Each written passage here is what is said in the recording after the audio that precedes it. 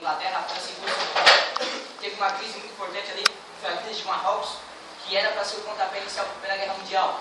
Só não houve porque a França cedeu um pedaço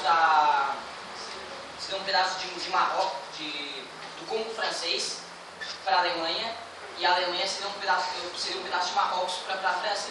Fizeram uma troca, porque naquele momento já era para ter iniciado a Primeira Guerra Mundial.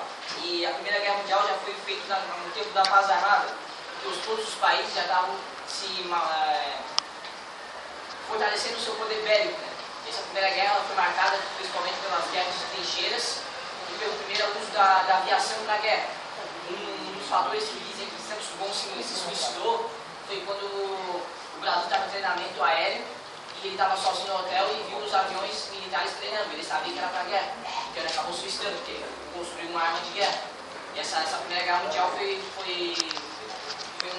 uma tecnologia armamentista que ela desenvolveu tanques de guerra, poderes bélicos e as batalhas de trincheira. Muitas vezes os soldados passariam semanas e até meses nas trincheiras, muitos morriam de doenças para conquistar pequenos territórios, mas era isso que eles faziam.